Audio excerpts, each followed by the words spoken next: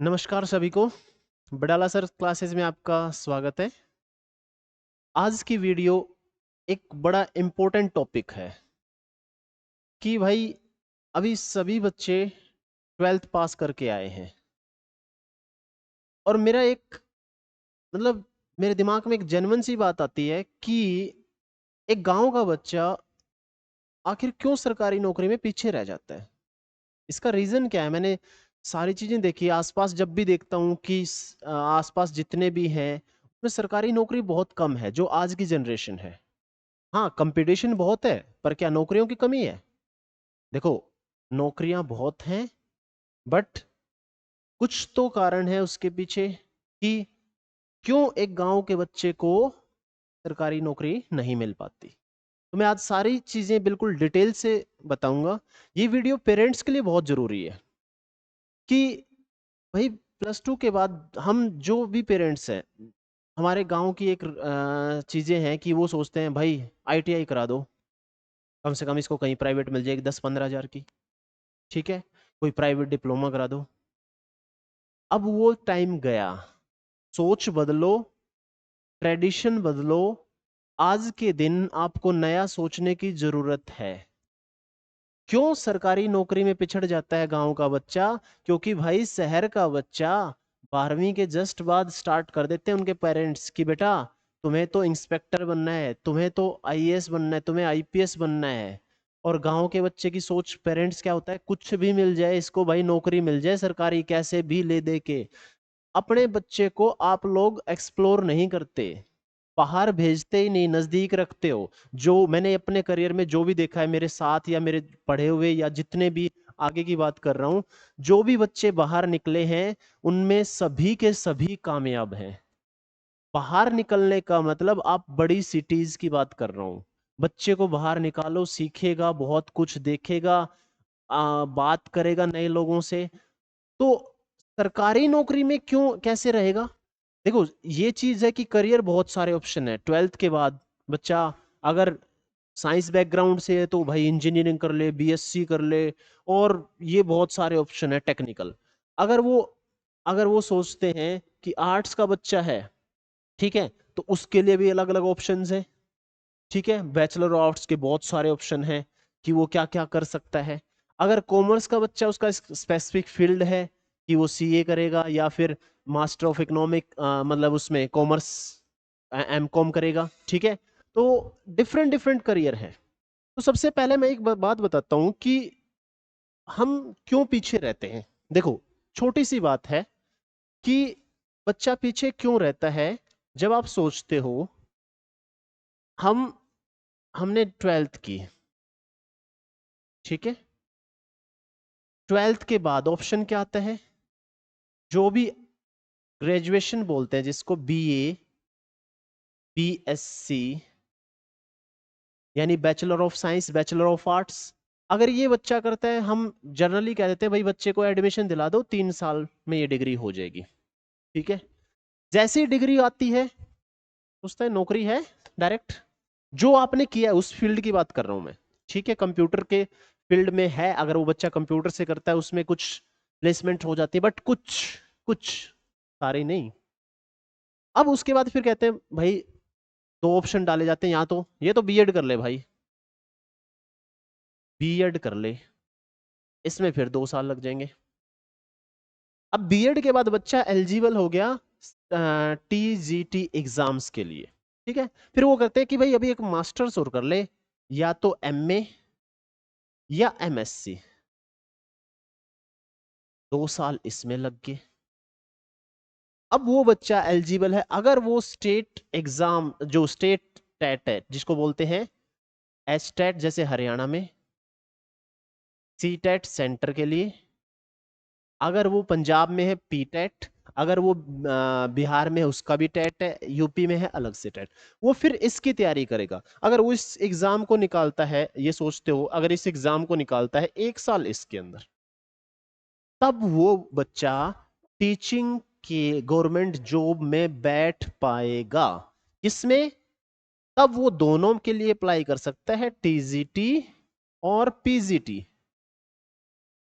ठीक है, अगर उसका मन हुआ कि भाई मुझे तो टीचिंग में बेस्ट जॉब चाहिए, कौन सी, असिस्टेंट प्रोफेसर, ठीक है, तो उसके लिए उसको नेट क्वालिफाई करना पड़ेगा, जिसमें 1 साल और लग जाता है। और देन उसके बाद बारी आती है कि भैया अगर कंप्लीट एजुकेशन करनी है तो पीएचडी भी जरूरी है, जिसमें 5 साल लग जाते हैं। भाई एक बात बताओ, इतने साल के बाद, और फिर सरकारी सिस्टम से लड़ता है। सरकारी सिस्टम से कैसे लड़ता है कि भर्ती तो आ ही नहीं रही, 5 साल में एक बार आएगी, अगर एक चांस गया खत्म कहानी। तब तक शादी की उम्र भी निकल जाती है। तब तक मतलब अगर वो बहुत जवानी में बिल्कुल हैंडसम हुआ, अगर तो तैयारी स्टार्ट करता है तो सारे यहाँ के बाल उड़ जाते हैं, टेंशन सारी चीजें। तो भाई क्यों इतना ये चीज तामझाम। तभी तो कह रहा हूँ कि बच्चे को, जो शहर का बच्चा है वो पहले सोच लेगा मुझे करना है क्या, मुझे नौकरी चाहिए, सरकारी नौकरी चाहिए। भाई किस लेवल की चाहिए, वो ये भी सोचता है कि मैं डायरेक्ट यूपीएससी में नहीं जाऊंगा, मैं डायरेक्ट यूपीएससी में नहीं जाऊंगा, क्योंकि अगर वो आईएएस भी बनना चाहता है, ठीक है, अगर जिसका फैमिली बैकग्राउंड बहुत अच्छा है, सपोर्ट मिलता है, कुछ बच्चे फर्स्ट टाइम करते हैं या कर सकते हैं। अगर फैमिली बैकग्राउंड नॉर्मल है, यानी मिडिल क्लास फैमिली से है वो बच्चा, तो उसके पेरेंट्स कहते हैं बेटा एक जॉब ले ले। तो वो 12th के बाद क्या करता है, अपनी ग्रेजुएशन वो कहां से करेगा, डायरेक्ट कॉलेज से नहीं करेगा, ओपन से करेगा। क्यों? क्योंकि डिग्री की वैल्यू आज कहीं भी नहीं है। आपके 90% मार्क्स आ रहे हैं तो भी कोई वैल्यू नहीं है, वो एक आपकी डिग्री काउंट होगी। तो कॉलेज में जाके आज सबको पता है, पेरेंट्स को भी पता है, कॉलेज में जाके क्योंकि बच्चा 12th के बाद आया है तो एकदम से प्रेशर हटा, कॉलेज के एनवायरनमेंट में जाएगा, फ्रेंड्स के साथ मस्ती, चलो आज यहाँ पार्टी, चल कल वहां पार्टी। और जो कहते हैं हमारा बच्चा बिगड़ गया, क्यों बिगड़ा, क्योंकि 12th तक तो एक प्रेशर में था, और आज जैसे ही प्रेशर हटा, कोई नहीं है उसके पास, वो पार्टी करने लगता है, वो सारी चीजें अलग। तो मतलब उसकी दुनिया ही बदल जाती है, वो एक तरह से सोचता है बिल्कुल यार अलग ही फ्रीडम आ गया, इससे मजा कुछ भी नहीं है। लेकिन वहां कुछ बच्चे सोचते हैं कि नहीं, लाइफ में इतने साल, मैंने 18 साल जो 12th पास करके मेरे, या 16 या 18 साल जितने भी लगे हैं, वो मेरी एक इन्वेस्टमेंट है। और ये इन्वेस्टमेंट तभी काम आएगी जब मेरे नाम पे ये आ जाएगा कि इंस्पेक्टर या सब इंस्पेक्टर, या फिर जो भी जॉब आप जाना चाह रहे हो, जो भी जॉब आप पाना चाह रहे हो। तो वो चीज कब आएगी, क्योंकि वो बच्चा क्या करेगा, 12th के बाद डायरेक्ट अपनी कोचिंग स्टार्ट कर देगा। जैसे एग्जांपल है टीना डाबी, उसने अपने इस फर्स्ट ईयर में स्टार्ट किया और यूपीएससी क्रैक किया। और बहुत सारे बच्चे वो 12th से स्टार्ट कर देते हैं, और हमारे वाला सोचता है कि यार ना, कर लूंगा मैं, फाइनल ईयर में कर लूंगा, पहले सोचता है। उनके, हमारे में और उनमें ये सोच में फर्क है कि वो सोचेगा, हमारे वाला सोचेगा तो उस टाइम कर लूंगा, और पहली चीज बाहर ही नहीं निकलेगा, वो बाहर ही नहीं निकलता घर से। वो ये सोचता है कि नहीं भाई, मैं तो यहीं कर लूंगा तैयारी। कैसे हो जाएगी आपकी बेस्ट तैयारी? तो अब वो 12th से कर रहा है 1 साल, और 12th बेस पे ही इतनी नौकरियां हैं, बहुत सारी नौकरियां हैं। अगर एसएससी की बात करूं तो एमटीएस, सीएचएसएल, ये 12th बेस पे है। रेलवे में है वैकेंसीज, स्टेट एग्जाम्स में वैकेंसीज है, या फिर आपकी डीआरडीओ में वैकेंसी है, आरबीआई भी लेता है, हर जगह 12th बेस पे, 10th 12th बेस पे वैकेंसी है। फिर हम सोचते हैं कि वैकेंसी तो है नहीं, भाई तुम्हारे लिए वैकेंसी नहीं है, जो तैयारी करता है उसके लिए बहुत वैकेंसी है। तो उसको ढूंढनी पड़ती है कि मुझे किस लेवल की तैयारी करनी है। तो अपने बच्चे को इस जोन में जाने ही मत दो, कॉलेज वाले में। उसको कहते हैं ना, नशा कराओ तो पढ़ाई का ही नशा, कि वो तुरंत इसी में लग जाए, उसको मजा आ जाए कि मैं तैयारी कर रहा हूँ। और जब वो इस जोन में चला जाता है, पढ़ने लगता है, फिर उसको दिख जाता है कि हाँ, मैं बन पाऊंगा, मैं अपने माँ बाप का सपना पूरा कर पाऊंगा, मैं इंस्पेक्टर बन जाऊंगा, मैं ये बन जाऊंगा। तो वही तो होता है, कहते हैं ना, पूत के पांव पालने में दिख जाते हैं, ये हमारा कहावत है। तो वो जो चीज करेगा ना, वो सोच के करेगा। दूसरा बच्चा अपनी मस्तियों में डूबा हुआ है, वो वहां से निकल के अपने शहर में, बड़े शहर में जिसमें भी जाएगा, क्योंकि वहां सीखेगा। बहुत सारे बच्चे, अरे इतने बच्चे तैयारी करते हैं, क्योंकि गांव में तो कोई कर ही नहीं रहा तैयारी, तो उसको लगता है कंपटीशन है ही नहीं। हमारी तैयारी यही तक होती है, गांव के बच्चों की सोच की सिर्फ आर्मी तक हो गया बस, इससे आगे सोचते ही नहीं। तो इससे आगे सोचते ही नहीं, तो बहुत बड़ी बड़ी वैकेंसीज है, सब इंस्पेक्टर, इंस्पेक्टर्स, या आप इतने डिपार्टमेंट्स हैं गवर्नमेंट के, हर डिपार्टमेंट में वैकेंसी आती है। बस आपको क्या होना चाहिए, तैयारी का लेवल बढ़ाना है। तैयारी का लेवल बढ़ाना है तो 12th के बाद आपके पास, अगर आपको बहुत अच्छी चाहिए तो 3 साल में आपके पास ग्रेजुएशन हुई साथ में, और साथ में आपकी तैयारी कंप्लीट हुई, फाइनल ईयर में रिजल्ट आ गया, साथ के साथ ज्वाइनिंग लेटर बहुत अच्छी जॉब का। पर ये तभी पॉसिबल है जब आप एक अच्छी गाइडेंस में काम कर रहे हो। एक अच्छी गाइडेंस आपको, कहते हैं ना, एक अच्छा टीचर आपको बहुत आगे लेके जाता है। चाणक्य कहते हैं ना, गुरु एक छोटे से बच्चे को पूरे भारत का राजा बना दिया था। ठीक है, ना उसके पास सेना थी ना कुछ था, क्योंकि वो जो जो टीचर तराशता है, टीचर या गुरु किसी बच्चे को तराशता है, तो बच्चा बहुत आगे जाता है। यही फर्क होता है कि वो किसके पास जा रहा है, कैसी चीजें सीख रहा है, बचपन से क्या, किस इन्वायरमेंट में रह रहा है, अब वो आगे जाके किसके पास जाएगा। तो मैंने कहा ना, कॉलेज जाएगा, किस तरह की चीजें सोचेगा। इसीलिए हमारा बच्चा पिछड़ता है, क्योंकि हम तो सोचते ही नहीं, हमारे बच्चे को बाहर जाने नहीं देते। फिर कहेंगे बेटा कहीं भी प्राइवेट में कर ले, ट्रांसपोर्ट कर ले, ठीक है, कि फिर फोन करेंगे किसी को कंपनी में लगवा दे, वहां लगा दे। पूरी उम्र वो ना घिसता रहेगा 15, 20, 25 हजार के पीछे। लेकिन अगर पढ़ाई करके लगोगे तो कम से कम, अगर डी में भी सेलेक्ट होगे तो 22 हजार तो उसकी स्टार्टिंग है। उसके बाद अगर सी में लगोगे तो 32 हजार उसकी स्टार्टिंग है। अगर बी में इंस्पेक्टर लगोगे तो उसकी स्टार्टिंग 55 हजार है। और अगर आप ए में लगते हो तो सोचने का लेवल ही अलग है। अगर आप असिस्टेंट कमांडेंट भी लग सकते हैं आपका बच्चा, आपका बच्चा ए ग्रेड में लेफ्टिनेंट भी लग सकता है आपका बच्चा। ठीक है, और उसके बाद जैसे ही आपने एक जॉब निकाल ली, अगर आप एसएससी क्रैक कर देते हो, अगर एसएससी की, एसएससी क्या चीज है, एक स्टाफ सिलेक्शन कमीशन है, हर साल एग्जाम लेता है। तो अगर आप इसको क्वालिफाई कर देते हैं तो आपके पास एक सिक्योर ऑप्शन रहता है, आप एग्जाम क्वालिफाई करो, अपने लेवल को बढ़ाते जाओ। वही बच्चे करते हैं कि पहले एक छोटा एग्जाम, फिर उससे उससे फिर उसके बाद यूपीएससी। बहुत सारे बच्चे इसी स्ट्रेटजी के साथ जाते हैं। तो जो हमने, मेरा एक्सपीरियंस जितने भी 8, 9, 10 साल का जितना भी एक्सपीरियंस रहा है, बहुत बच्चे सिलेक्ट हुए हैं। मतलब उनमें और ना सिलेक्ट हुए वालों में एक ही फर्क है कि भाई हम जो कह रहे हैं वो किस तरह से मान रहा है।